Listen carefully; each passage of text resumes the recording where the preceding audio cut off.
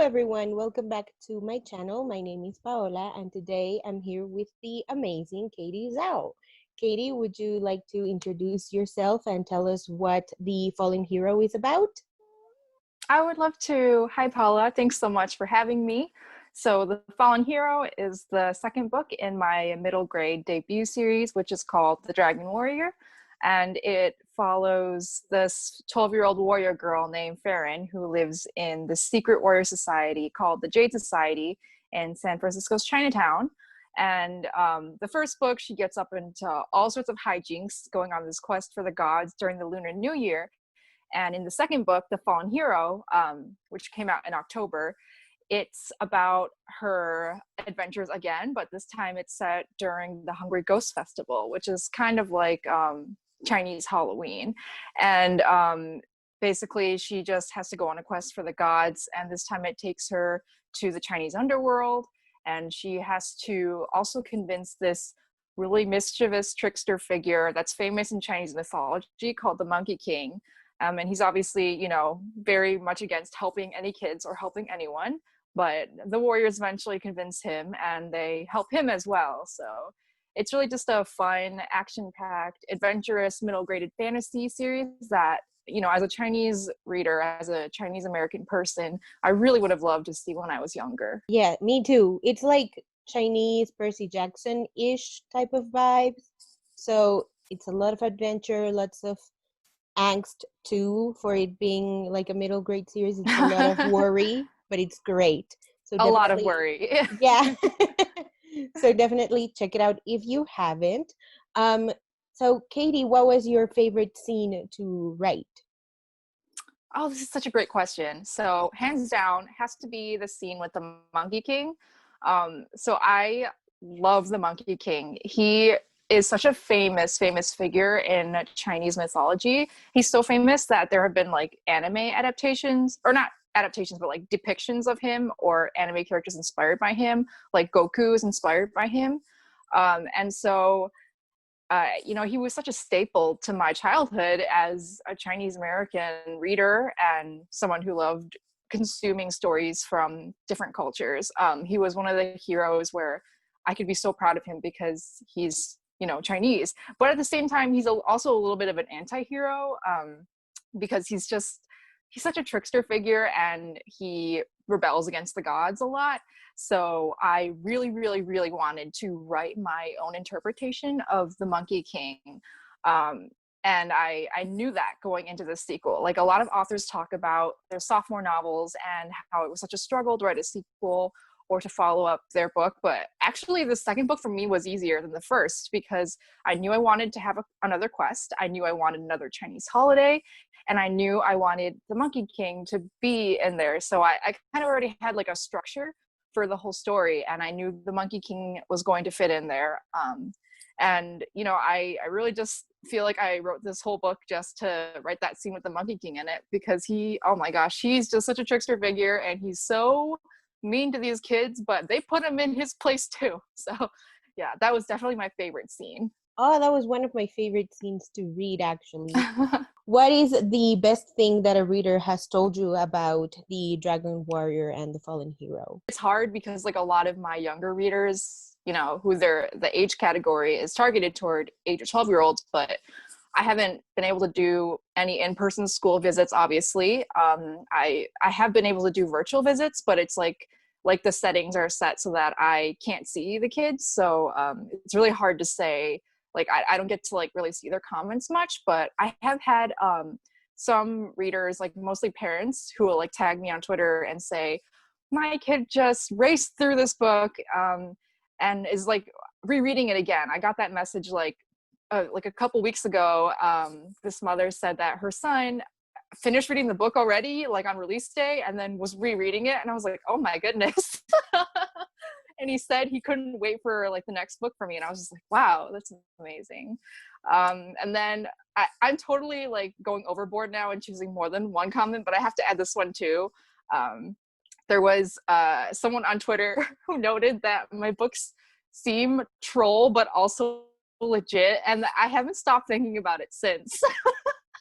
Because that's what they are. It's like the kids are just trolling everyone, but I guess it's also a legit book. Like, it got published, so that's my brand. I love that comment. I love it. Thank you for capturing Katie's brand person on Twitter. It really is. Who is your dream author collaboration, Katie? Oh my gosh. Honestly, like, I feel like I look up to so many authors, and like every time I finish a good book, I'm like, I'm such a fan of this author now, and I want us to be on panels or like co-write a book one day. But obviously, we don't have that much time in the world. I can't do all of it.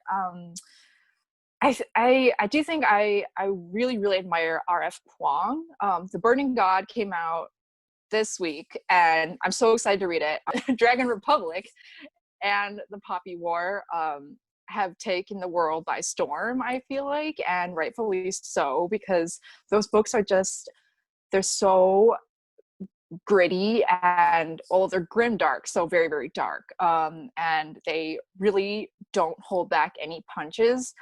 They're so deeply embedded in Chinese history and fantasy as well. And the characters are so well crafted. The world is so epic with gods and monsters of Chinese folklore. So, I mean, as someone who writes about that, I am such a fan of it. And I'm so, I'm just so amazed that Rebecca was able to do that for an adult audience. So it would be Rebecca, Fonda Lee, who wrote Jade City, Jade War. Jade Legacy is coming out next year, I think. I'm really excited. Again, more like Asian inspired fantasy in the adult space, which I'm hoping to do one day. And I just picked up These Violent Delights by Chloe Gong, which I've only read like 3 chapters, and I'm already like, this is definitely one of my favorite debuts of 2020. It might be my favorite. So I would love to collab with any of those authors. Would be so honored. I would love to read that. Universe, make it happen. So what's it like to release a book in 2020? Oh man, what's it like to do anything this year? It's like we're all smiling, but you know that meme where it's like the person is like has like a smiling mask, but like behind they're like crying. Yeah, that's been me all of this year.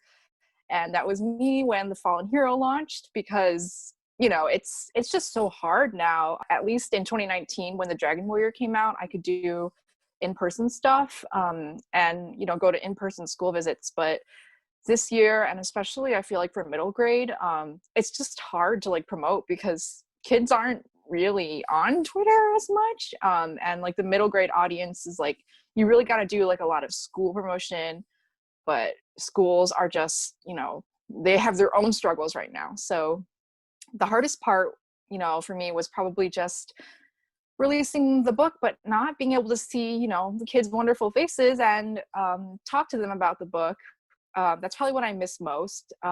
Just like being able to see and talk to young readers and hear directly from them, what they're excited about, what they love about my books, what they don't like about my books, because kids are very honest. They will tell you straight up, and it's just really funny. I really wish I could have done in-person stuff during my release week, but I did what I could, and people were still like really responsive on social media, so that was nice. And it's just 1 year, and I keep telling myself I got more books in me. I got 6 more on the way. So plenty of time to do in-person fun visits. Oh my God, 6 more books. Yes. That's incredible. Counting How We Fall Apart? Yes. Ooh, exciting stuff. Thank you. So this is a fill in the blanks section. So just the first thing that comes to your mind. The first book I loved was... I'm not going to mention She Who Must Be Named, but her books are really influential to me.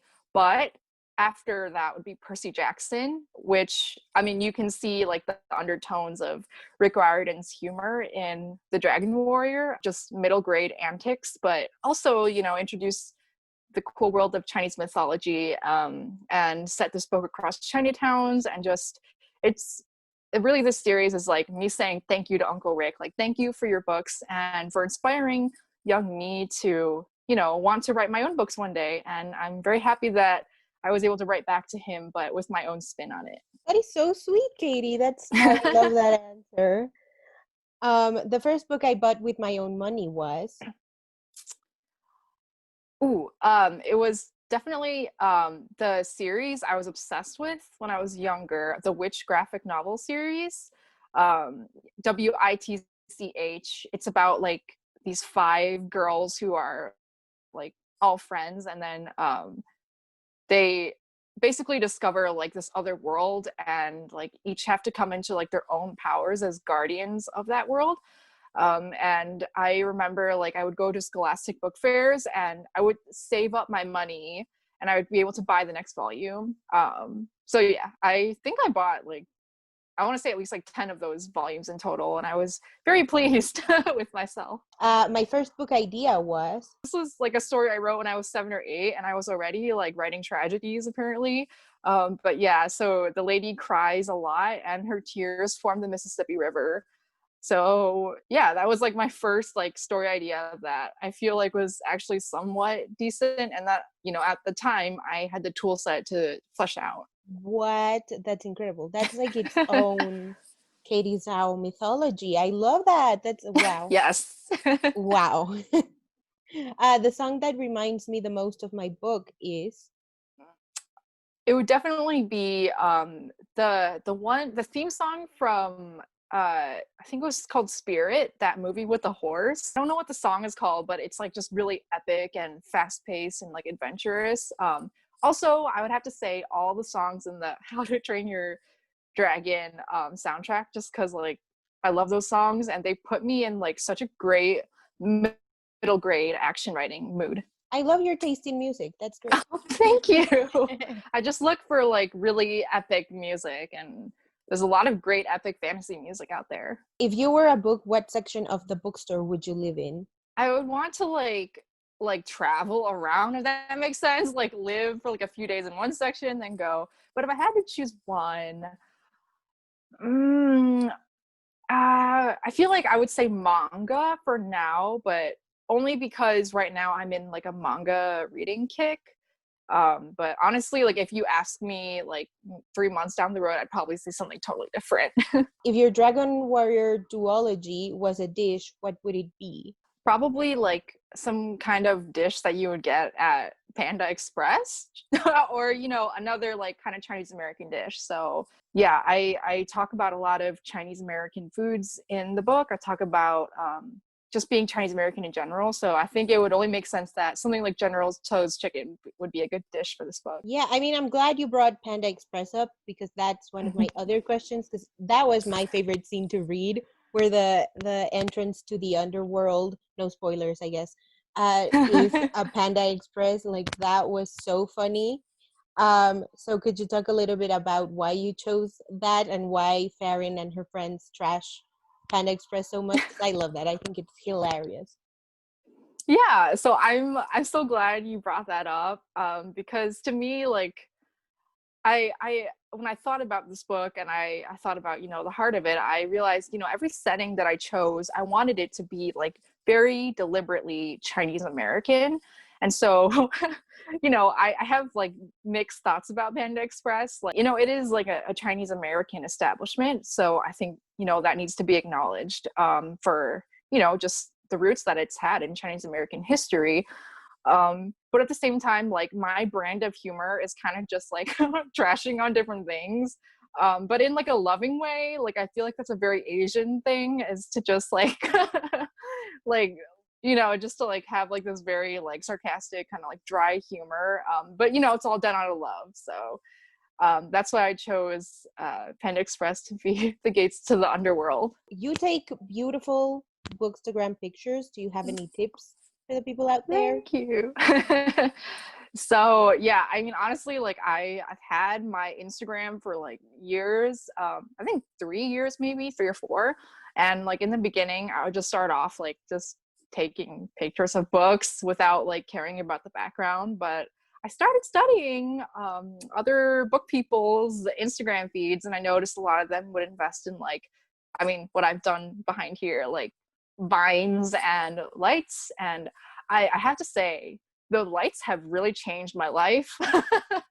Like I've just noticed that like when I take a picture, like the having the extra light will just make the books like look that much prettier or whatever I'm taking a picture of. So I highly recommend investing in lights and just studying other people's bookstagrams. I like that advice. Yeah, because that's also how you write. Like you read Mm-hmm. first, you study it, and then you put it in practice. Yep. Yeah, I love that. So let's talk about your upcoming projects, How We Fall Apart, and your other 5 books. I don't know if you're allowed to talk about any of them, but if you are, let's talk. Yes. So I can talk about all of them. So they've all been announced. How We Fall Apart is my young adult school thriller that's coming in August of 2021. And it follows the protagonist, who's a high school student. Her name is Nancy Law. She's Chinese American, and she attends this elite prep school called Sinclair Prep. And she has these 4 friends, and the 5 of them form like the most like elite of the school because they're at the very very top. They're great, they have the very top grades. And one day the girl who's at the very very top, Jamie, is found dead. And because very recently the students have like pulled away from Jamie, um, they kind of look suspicious, and then those suspicions are made even stronger by this anonymous figure on the school's gossip app that starts pinning the blame on the 4 students. So it really is a deep dive into Asian American identity and the sort of toxic culture around academia that I think we see in universities, but I think is especially horrifying that we see in high schools, because you have these kids who don't really know who they are or what they want to be yet, but they're told, you need to get this grade, you need to be better than this person to get into Harvard, and if you don't get into Harvard, you're done for, which is just so not true. And looking back on it now, I'm out of university now, but it's still recent enough that I can remember those feelings in high school of like, my gosh, I have to like study and do nothing but that. I have to be like the best student. And I remember being so competitive and just a really toxic person, to be honest. So that's my young adult. And then I also have a middle grade sort of sci-fi book that's coming out in September 2021. It's called Last Gamer Standing. And it's about a Chinese American gamer girl who enters this like virtual reality gaming tournament that's like Fortnite in a battle royale style. And it's set in a near future. So there's some cool technology that I won't spoil yet, but she basically is, she's really ambitious. She wants to win the whole thing, but she's up against a lot of competitors, and she's also up against the toxic misogyny and sexism that she sees in gaming culture. So that's coming out from Scholastic. And then in the following year, I have a new middle grade fantasy series called Winnie Zang. And it's sort of similar to the Dragon Warrior, but it's way more contemporary because there's no like warrior societies, there's no quest. It's just about this girl named Winnie Zang who is a middle schooler, and all she wants to do is just get good grades like her parents have told her to. But then she comes upon her shaman powers and she has to save the world, and she's just not on board with that because she has to get her A's first. So yeah, I think that covered it. I think that covered everything. Oh my goodness, that last series sounds so good. I was also like academically bruised, and I didn't really think of it that way in the beginning because I was a scholarship kid since I was like in 3rd or 4th grade. When I went into college and I got an A+, you were part of the excellency program, or they just gave you like a diploma. And I remember when I almost didn't make it there and I was like freaking out about it, I cried. And now that I look back on it, it's like, oh my God, don't be so dramatic. It's just a Mm-hmm. grade. It's a number. It does not define you. So I think those books are going to be like monumental for Oh, people to read.